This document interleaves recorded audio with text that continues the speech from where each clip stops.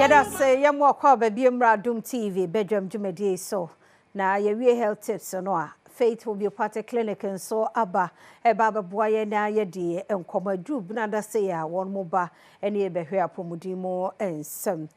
doctors anope me mamo ache na bibia boko de also for yete on kachi o eze nyame dwuma no so do sa kote yes ye nyina sa that's right ejidi yes a prophetess nso ho ye nyame adom no ho ye pa oye adwuma apart from so saya de no o sai nyame dwuma no so ka ho ho ese de what nice ahodo obi obeba ho an ya de no bibi taichiri no ono no sanya adaje hwe nti nyame adom no ho ye o so tia onso me jene so do akase ye behia ni moni ani that's right na ene so ye di nkoma afade ene ye hwe yade a ekue a silent killer. Okay. Yeah. So yade bi o hebe tani pedwe ni mu a omo nkai so but no di dwuma so. Eno na ya na obi free mu a yesi nipa na onyare ene o free mu. Ya na ehu pa because eno no obi a oba o ha omo nkai de ni hu o hye ni pedwe na odi unyan kakra. To eni be ba ho so no na afi bebi adru na ye de. Ye hebi bi ti say cancer or one of them. Cancer it take years and sana adan hodi. Enu say na hodi na chese baby edru ebra odo wokro. Enu nti say ya hwe ni pedua ni na free screening na Faith Homeopathic Clinic ye no wa meye bi. Na otratra ho didigu ni pedua ni mu. O home o no nsuo enema bi o ho a se Ghana manti ubo ha enye sim no da bia oginani da bia oni say weekend o every day oginani oponi anu akotena baby kakra na wo wi nam na wo yese nti niema ahodo odi mani pedua no so no or you be on time pay hospital ko because when him so one day da bia no ho den but sankrofo no bia o ho a obeda no wansore no yese o we die bibi ewum ye bibia no nipa bia no a obeda onyare na obeda na wansore enye yenyame anye ne sa bibi how but unipadua no wankasa wo mpanhwehwemu ye enu nti ama akwa yese se basa yade no mu anu odi unyanka krankakra so yade bi o hye onipadua no mu a na o sei o vital organs no organs na ebo ma nipa wo transition no na o sei no to me ba wo so no wase na bedu wani nti obi o ha na ni na fra prekope onim o wa na ni na fra prekope said the last 2 weeks na make say lady no buy ho no a ono ankasa wo school mu a o sua de na ni punsuo no ono a otimu say e wo sen ko hwe de nti na ni punsuo wan ko hwe ene okoto eduro edi gugu so a eno anani ni call off na nyame adom o haya na otie enka ti o tie no na ofani sister so ma fie number na ma no obaye doctor bi ho no koye less than 2 weeks nani no onu ahu na dey say wasan go back to school eso e call off because wanye hwehwemu no wo sha se so de eduro go so nti yade bi ho ba na so wa mo ni anko ni pedua na wa dwen say oh me de menum no mi ameto aduro wo ya no wo beto aduro na no fine wo benum but bia na yade na ye ho aduro na wono na esa di unya yade bi ho a oba na so woni peduam na so nya mo nka ese waba na wa anko check ye hu na owa na how e bia diabetes wo say diabetes obeba no oba ono ankasa no otimi se woni otimi edi wo kidney otimi se no otimi ma stroke eba ono ankasa no otimi ma wo ye be ma o me ma wosem ekofom nti yade ba ko hye oni pedu na odi unya we nkakra to eni bo so ni pedua no organs no the vital ones na wase ni nyina enu nti ye bo dodo na nka yese wo de bra na be ye nhwemu wo ba onka wo yade fidie no be kire yade a kire dura ye mfama wo eduro na be kire yade ma wo so yade no ko emabiem wo ti ho bi de nhwemu ayi bia no unu bi wo ti obi e ho ye ho na wo be kase bia me be ma nya adwuma ni atam aphrodisia ma se je konom ye be ye nhwemu ahu bi enti a obema no enye adwuma yi wo ye oba wanya infection wo bedu a wo se ye nhwemu hu the type of infection aba say virus ada say eye parasite de tie bia na ye behwe ne ehu ne ma ho du wonso oba bi o ho a sabi won say infection bi ba na de o how e ba na se a no ono ankasa kotutu no no de hye na se e ha bi pa enti obi o beba no ye nhwemu ne kire no say e we na o ho a na eye no wonwa ti mese yade no de beba e ba ba ko pa obenya ayare santem e ye Faith Homeopathic Clinic won say de bi e betan ye ka say arthritis e de nipa gudem ubu ho ani kotodwe na chika se e sha ase ordinary na aka wo no ompe enhwe ho asem nka na oto nru bi no de twitwitwi so ni nyina no wo ha bo se na sa aka wo no Intine ni beba no so na na to dem when we be yi inter price ni mu ahodo me fa number ni tuga fa number ni tuga na ye ko number faith homeopathic no betimi afre e de aba ye branches ahodo ni nyina no 0540 71 0940 0540 71 0940 Mr. Oba now free baby a oben no ya eben wo no ni ama akọ number we e na free mate otofi en to so e da say nti say na Dr. Kofi Amonsa e ka silent killers no one of the silent killers pa nipa da say ni obrebo no na research am yon say brebo no e akwa bi a yare ka na symptoms are a bit display abroad friends telltale symptoms no Yadi ahodoɔ pii so display the same symptoms. Nti one hwe ya obeka se bi kra malaria fever ana obeka se typhoid and so na bi a liver no na degenerated.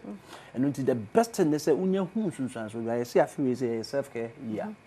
To kitua bi abehu bia no bra na check emfa wa adwin to tonro because just 3 days ago Ghana Health Service Asabeka said even wrong prescriptions is killing more than diseases. Ya o kono modru a enye o yade ho dru e ko nipa mo enti ne brane en check o na ye hu se ade we ne ha o ne fa ho dru e ma o kono ma kire di enu enti no fa numbers no ne bra faith homeopathic clinic they say the yare young people nipa di 21 years ne ya ma na catheter and ne bon say 29 years wan fa aphrodisia ontimi ne yere kra na e ma na ho nto no ni nyina ye silent diseases ni silent killers a ahyehyehye nkofo ho yenim na kira de nti da bia ba na ye passe ye kate corner sector to news na e ha adwene pa enu nti no ya nhwe ya in the next decade no generation ibenya no mema o ma betim do o ma ho ode na o ma yere mada no eso beti pa enu nti no fa number na frey bra Santa Maria Abuya Junction ya na be chef di nim ne yen check o number no 0540 710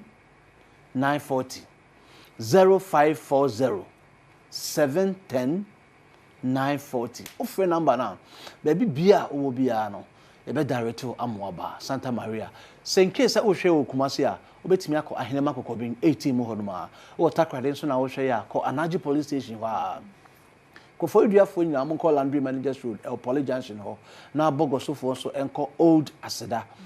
ewo Bogoso main lorry station honomo a boga bronsa na chipe ya de bia e help bia wo hu sense sakra bia ba oni pedum na wonte sa all of a sudden na se tatai e kwa na aba onso odwonso no prekope aye deep yellow na se dark brown ni na e science e chese bibi koso na mpempilia na e fo se e ya de bi na aba keke be sa akọ on se nyamenya nsem no o ma ade ne count wo prekope ya de bia wo incubation period mfiti prekope count wo dada e trinity kakra na ekọ sa science na nipadua ne de catch us say fa no ko faith tisa wo ya so den na de died da hope na say wo ma ade ne kwan ama na gemre agin yini na afi abetena nipadua nim enu ti no ba bia wo a wo hwe ya no pe no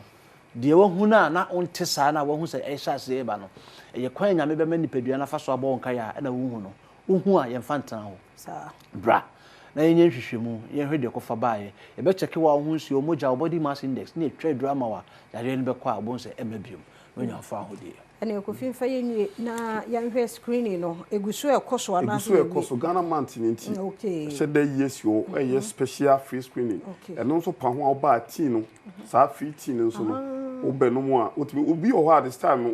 obedi line so na nyenu no so ana obuti ni bia no obenu mu no 20 tea na atum so hu se ne ho aye ni ye bu ha na osori afa ekiro no okọ tea no no mu ye ni nti but ese no onu ma ese otrase ni enhwehwem tea na boa ma bi freti obi nti mu ma unya hoden sonko e ho na tum se ma wa hoden sonko nti e be se onu ma no atrase ni a diagnose ni ahwede ha free screening ne koso branches ahodo ni nyina be nhwemu uba akra hasia ye be check hepatitis ye be check hemoglobin no na ya check liver ni ya check sugar level ye be check nipadua ni nyina ni ahwe hawa ba se woni ne hawa ye be wash so ma na ma onu nkitwe ni bia kotafidi TB e be ko na uba na se wo ye uba nso a mensa ni nyina ye be hwe ye ma odu e be boa ma na ba kama se de be ya nso enko fa fibroid emba obi ho a nam saade ni nti fibroid a chichire na wode yi na wode nyina wontumi anwo dia na ehu kese ne se yade ba no ampe wasman kan enyini ye kese de wo ha opi ne brewo nti da bia ebo mo nkae se wo de bra wo ba se de wo ya de nti bia ohu machine so ho ye ohu duro ho se ya acupuncture massage detox ye wo vaginal steamer chese machines ahodo ndie edoso nti de ya de nti bia unya bedu a e be make sure se wonya yaresa ansa na yenso ye ho ato obi ho ba na se ne ho to yenso ye ho to ye adanse ye koso na de mdi twato no de bia ko be bia ka HIV no abu abapa dodo na ye tester eba ye besre mahunu mafa medical fie no wanhwini ya obeti yade no nso eduro ni ho yade ye betimi an say ye be boost immune system am wonya hode an nam ho but info system ni nti ye besre abu pa last 25 years young girl no fe ha na no ba e check na chese obi na no obi ho obi a onim odeduro so eduro na wo no nti no fe